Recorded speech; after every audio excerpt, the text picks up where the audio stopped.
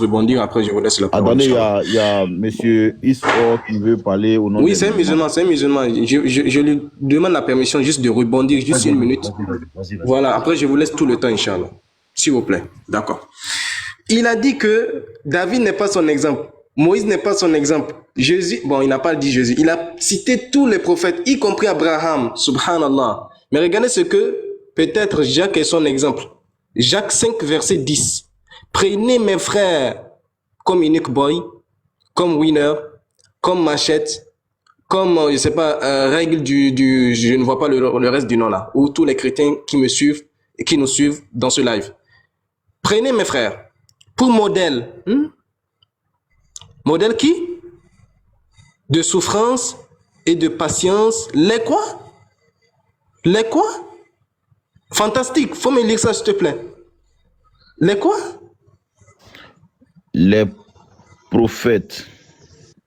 Ah, les prophètes qui ont fait quoi? Qui ont parlé au nom du Seigneur. Donc, si tu ne suis pas cet exemple des prophètes là, tu iras en enfer. Parce que c'est ta Bible qui te dit de suivre les exemples des prophètes. Voilà. Et tu as parlé de, voilà, ton Dieu, tu dis Amen. Donc, tu dis Amen à un Dieu qui livre les femmes innocentes, au fils de David. Ça, c'est de l'inceste. C'est de l'inceste. C'est de l'inceste. Donc, tu cautionnes, tu dis Amen à l'inceste. Et toi, tu veux nous parler de moralité? Tu veux nous parler de moralité? Donc, vous ne maîtrisez rien de nos sources. Allez-y lire la Bible. Peut-être tu n'as jamais lu ce genre de verset dans ta Bible. Ça, c'est petit verset qu'on t'a fait sortir. Voilà. XOR, tu peux prendre la parole.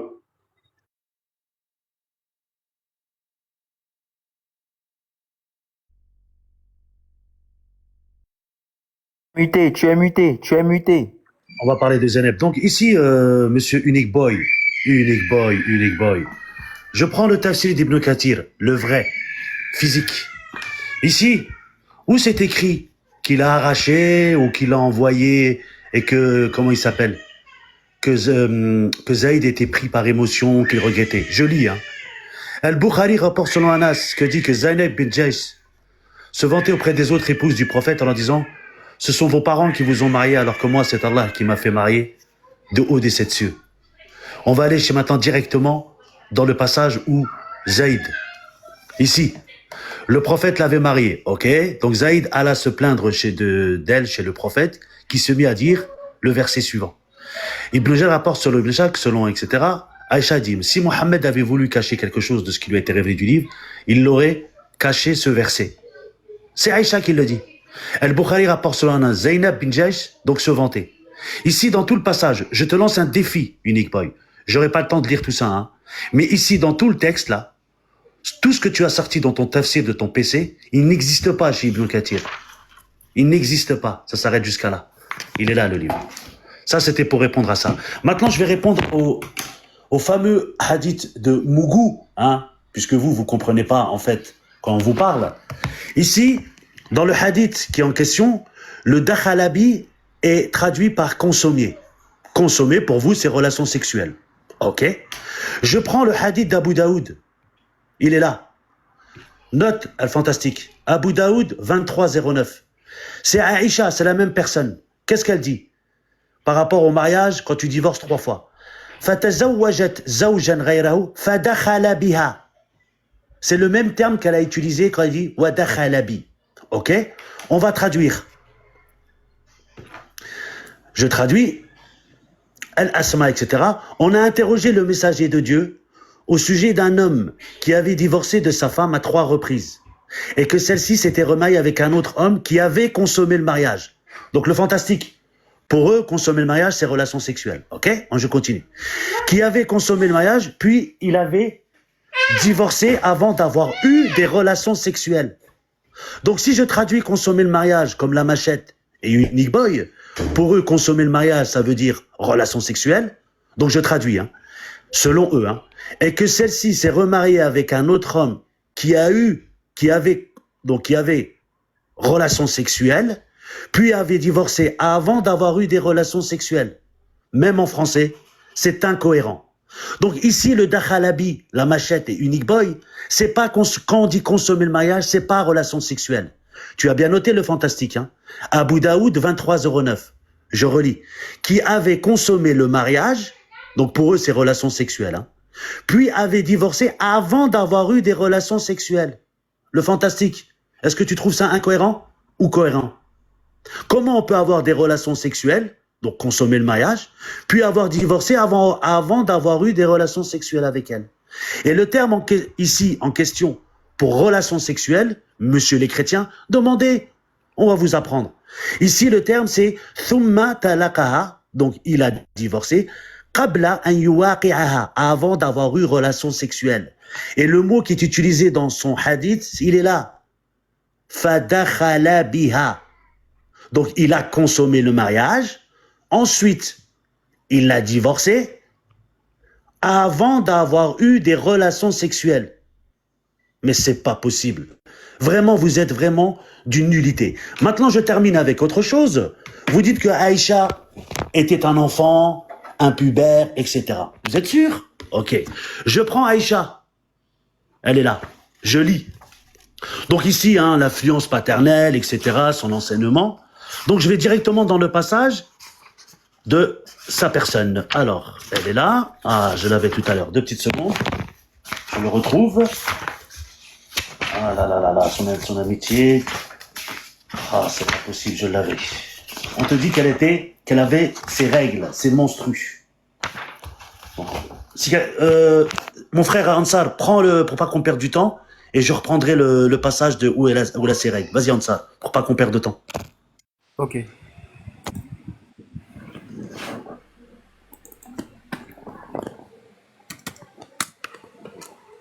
Ok, ici, ils ont parlé du fait du mariage forcé en islam. Il faut qu'on balaie ça un peu. Et il faut savoir que c'est comme le frère Mohamed a dit, il y a les divergences souvent. Il peut arriver qu'il y a les divergences en islam, entre les savants. Mais le plus important, c'est la source. Un savant qui vient parler là, c'est en fonction de la source, on sait s'il dit vrai ou pas, s'il en erreur ou pas. Donc, si un savant dit une chose, contraire aux hadiths et au Coran, on ne prend pas. Donc, il ne suffit pas de prendre un texte et puis lire comme ça, lire les paroles d'un savant sans se baser sur les preuves. Voilà. Ici, là, on dit quoi? Il en est parmi les gens qui, quand on demande la main de leur pupille, s'ils sont satisfaits du prétendant, quelle que soit la raison de cette satisfaction, concède un accord total sans même que la fille ne soit au courant de quoi que ce soit, à proximité de la fête du mariage. Il glisse quelques... Attends, il a grandi. Il glisse quelques mots à l'oreille de la fille pour qu'elle se prépare pour son mari. C'est une grande erreur, car la femme peut désapprouver ce mariage. Et si elle est forcée au mariage avec lui, leur vie sera empreinte de malheur. C'est pour cette raison que la religion on demande la source en commentaire. Au tuteur. Ici, c'est la voix du musulman. C'est le livre La Voix du musulman. Donc, c'est même désapprouver ce mariage. Et si elle est forcée au mariage avec lui, leur vie, bon, il y a derrière lui ça, sera empreint de malheur. C'est pour cette raison que la religion a interdit au tuteur de forcer la fille au mariage, car il n'en a pas le droit. Il n'a pas le droit. Voilà. Maintenant, les références là. Ils ont donné les références. Ici, vous pouvez voir dans ce livre-là, Masouliyat al-Usra Tija al-Khatib de Cheikh Abdelaziz al-Sadan, page 24 à 25. Maintenant, le livre même en question, c'est un truc... c'est le livre ici. Et il dit... pardon, ici, c'est erreur dans la compréhension du mariage. Ça, ce livre-là, c'est erreur dans la compréhension du mariage de Ahmed Ibn Ibrahim Al-Ahmad. Ça, c'est erreur dans la compréhension du mariage. J'avais dit que c'était la voix du musulman, mais je suis tombé. C'est erreur dans la compréhension du mariage. Voilà. Donc, Issor, tu avais dit que tu voulais parler là, je ne sais pas. Mais mon grand. Issor, tu es prêt? Ouais, je suis prêt, ouais. Il reste Mettez 30 Issor. secondes. Hein. Vas-y, ben vite fait, s'il te plaît. Voilà, juste en haut, là, regardez le temps en haut. Bah, mettez-moi en grand, on perd du temps, mettez-moi en grand, s'il vous plaît. Mettez Issor en drame. Faut commencer à lire, faut commencer à lire. Voilà, bismillah. Ah, ici, hein, Aïcha a dit, le prophète s'allongeait en posant sa tête dans mon giron, alors que j'avais mes... Alors que... Monstrueux. La machette. Mes menstrues. Après quoi, il se mettait à reciter le Coran. Un autre, Aïcha a dit, je démêlais les cheveux du messager, alors que j'avais mes... Comment une enfant impubère peut avoir ses menstrues? Non, mais vraiment, les chrétiens. Lisez. Mais est-ce que eux, là, dans la Bible, là, ils ont un temps un âge fixe concernant le mariage? Ça n'existe pas chez eux. C'est cette question qu'on va leur laisser. Le temps est arrivé. Le temps est arrivé. Hein. Healing Boy, tu permets que je commence? Attends que je balaie rapidement le Jacques 5.10. On dit prenez... Voilà, on va corriger en même temps le Jacques 5.10 rapidement parce qu'on a... C'est-à-dire, c'est ça le problème. Boukhari 1913, je vais le lire même avant de commencer. Voilà, on va lire Boukhari 1913 rapidement. On va montrer à tous le problème de ces musulmans que nous avons ici. Voilà, Boukhari, voilà, Boukhari 1913. Voilà, Boukhari 1913. Alors, on lit rapidement Boukhari 1913, c'est le problème des musulmans. Voilà, c'est ça, c'est tout le problème qui est là. Fantastique va découvrir le problème des musulmans tout à l'heure. Alors, Ibn Umar a rapporté, le prophète a dit, nous sommes un peuple. Fantastique, je peux me lire ça, s'il te plaît? Nous sommes un peuple. Illettré. Merci beaucoup. Non, ça c'est une très bonne lecture. Nous sommes un peuple illettré. C'est-à-dire que tous ici réunis sont illettrés. Ils sont tous illettrés. Ils ne comprennent pas ce qu'ils lisent. Ils ne comprennent pas ce qu'ils disent. C'est-à-dire qu'il y a même parmi eux ici qui sortent des livres. Il faut te muter. Il y a même parmi eux ici qui sortent des livres qu'ils n'ont jamais lu de leur vie. Mais ils disent, ah, voici la source. Et puis ils lisent ça. C'est-à-dire qu'ils voient le mot, mais ils lisent mot. Arrête les bêtises. Lettre par lettre. Il faut te muter. Oh. Il voit le nom de l'auteur du livre. Oh, c'est qui ça? L'illettrisme va vous tuer. L'illettrisme va te tuer. Oh, s'il te plaît, reste tranquille. Donc, nous n'écrivons pas et nous ne savons pas tenir des comptes. Le moyen est ainsi, c'est-à-dire qu'il compte parfois 900, tout ce que vous voulez. Mais nous sommes un peu plus illettrés, c'est ce qui nous intéresse. Vous êtes des illettrés. Donc, en revenant sur Jacques 5, chapitre 5, voilà, le verset 10. Prenez mes frères pour modèle de souffrance. J'ai dit, les prophètes là, le seul modèle que nous connaissons, que nous avons, c'est le Seigneur Jésus-Christ. C'est pour ça, dans Acte 4, verset 12, on dit, il n'y a de salut en aucun autre cas, il n'y a sous le ciel aucun autre nom qui ait été donné parmi les hommes par lesquels nous devrions être sauvés. C'est notre exemple là, ça. Le seul exemple que nous avons, c'est le Seigneur Jésus-Christ. Je suis le chemin, la vérité et la vie. C'est le seul que nous avons. Ici, on dit, pour modèle de souffrance et de patience, les prophètes qui ont parlé au nom du Seigneur, pour modèle de souffrance et de patience, c'est pas fait de excellent modèle à suivre, non. Votre prophète, pour nous les chrétiens, c'est le dernier, même dans nos rêves, ne peut pas être un excellent modèle à suivre du fait que lui, il n'a pratiqué ce qu'on appelle, excusez-moi, l'immoralité sexuelle de toute sa vie. Il ne peut pas être notre modèle à suivre. Donc, nous, notre modèle à suivre, en vie, que ce soit la vie, que ce soit en tout domaine, en toute chose, celui qu'on peut copier, c'est le Seigneur Jésus-Christ. Il est le seul parfait, le seul juste, le seul saint des saints, 3 fois saint. Que ce soit en esprit, il est l'éternel. Que ce soit dans la chair, il est encore saint. Que ce soit dans le Coran, même falsifié, il est saint. Alors que votre prophète, lui, c'est un pécheur. Un grand pécheur. Et Allah lui demande de pardon, c'est-à-dire que de demander pardon pour ses péchés passés et futurs. C'est-à-dire que Allah même sait consciemment qu'il va pécher encore. Donc Allah lui pardonne même ses péchés futurs en même temps. Si seulement il s'est pardonné, bien sûr. La 166, le verset 8. Donc on revient maintenant à nos moutons, parce que les bœufs sont devenus très chers en ce moment. Les musulmans, vous ne pourrez plus payer des bœufs. Donc, ce texte ne parle pas d'excellent modèle à suivre, mais ce texte parle uniquement de ce qu'on appelle modèle de souffrance et de patience. C'est pas la même chose. Tu as compris? Vous avez compris? Très bien. Merci, frère. Alors, on va continuer. Il y a le monsieur qui a pris le test de Boukari. Écoutez bien, nous, on va pas être trop long. Abu Daoud 21-21. Le messager d'Allah, n'arrête pas Aïcha, le messager d'Allah m'a épousé quand j'avais 7 ans. Le narrateur Suleiman a dit, ou 6 ans. Il a eu des rapports S. Il a eu des rapports S avec moi quand j'avais 9 ans. Va regarder mes 2 débats que j'ai fait sur le mot Dakalabi. Dakalabi veut dire rentrer avec. Ça veut dire qu'un mot n'a de sens que dans un contexte bien défini. Je suis dans Abu Daoud 21-21, je l'ai bien dit. C'est sur couranx.com, Abu Daoud 21-21. Ou soit vous allez sur la sunna.com, c'est clair.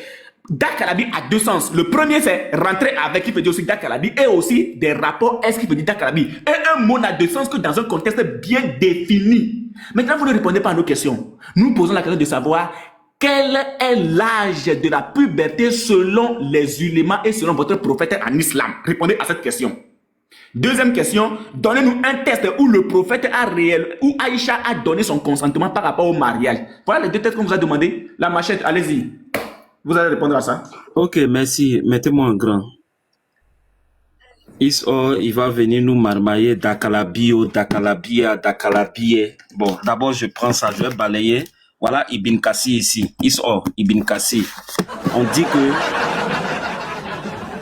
le prophète n'a pas payé de dot concernant le mariage avec Zainab. On te relit ça encore. Regarde. Ce fut un mariage ordonné par Allah qui dit au prophète de l'épouser sans tuteur, sans contrat, sans témoin, ni dot. Ibn Kassi, voilà, Ibn Kassi, Tafsir Ibn Kassi. Maintenant, on va venir balayer ton Dakalabi ou Dakalabi à consommer le mariage, veut dire, et s'enfermer avec elle. Ils se sont enfermés pour aller faire quoi? Lis le Coran, lis la Sunna. Question. Regarde. Je te prends ici la vie de ton prophète à la page 190. Vas-y. Regardez, vas-y, Uniboy, il faut lire. Lis-nous ça. La consommation de mariage avec Aïcha. Et oui, vas-y, frère. Lorsqu'il est fini de construire la mosquée, le prophète consomma son mariage avec Aïcha dans la chambre.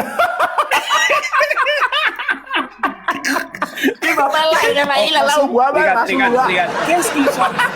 Qu'est-ce qu'ils sont allés chercher dans la chambre? Dakalabi ou Dakalabia. Ils sont allés faire frère, attends, j'ajoute un. Non, attends, je vais enfoncer encore le clou. Je prends la sira d'Ibn Kassi. Je pense que Isor a ce livre-là.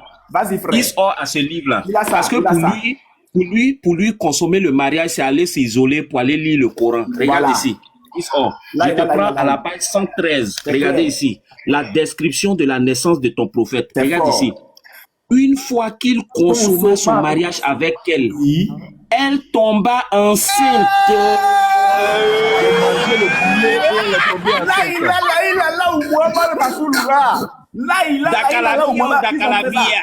Attends, je relis. Une fois, parce que c'est Abdallah, il devait consommer Amina pour que le prophète puisse naître. Et on dit ici, une fois qu'il consomma son mariage,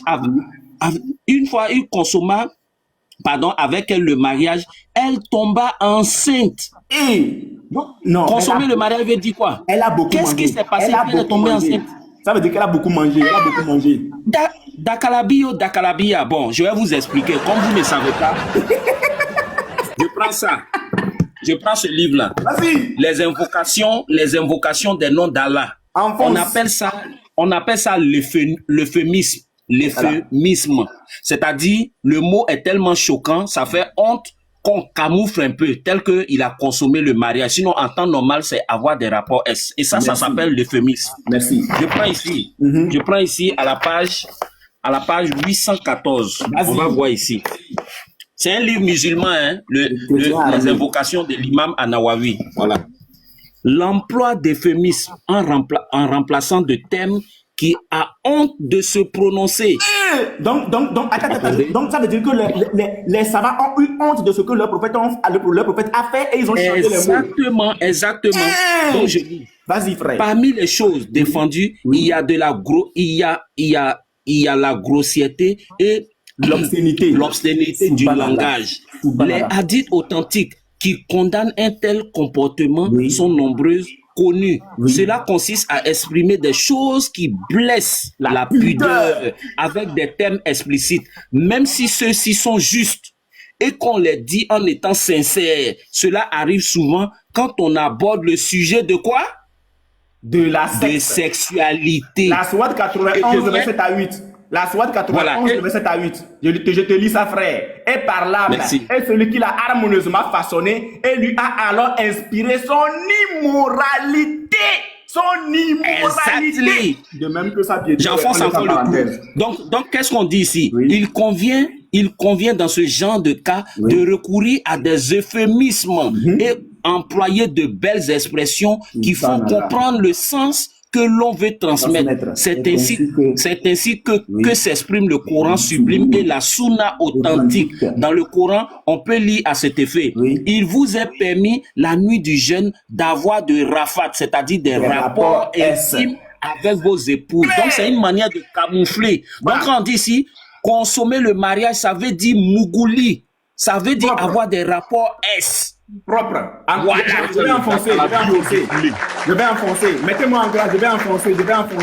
Ils ont dit que le prophète Aïcha était pubère. Rapidement, je suis dans le Sahih Al-Bukhari 6130, la sunna.com. Sahih Al-Bukhari 6130. Qu'est-ce qu'on nous dit? Alors, voici ce que le texte nous dit. Raconté par Aïcha, j'avais l'habitude de jouer avec des poupées en présence du prophète et mes amis jouaient aussi avec moi. Lorsque le messager d'Allah entrait chez moi, elles se cachaient, mais le prophète les appelait pour qu'elles viennent jouer avec moi. Point. Jouer avec des poupées et des figurines similaires est interdit, mais cela était autorisé pour Aïcha à cette époque car elle était une petite fille qui n'avait pas encore atteint l'âge de la puberté.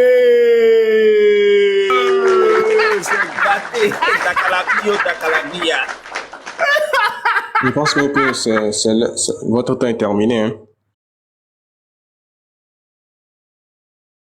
Natacha, quand tu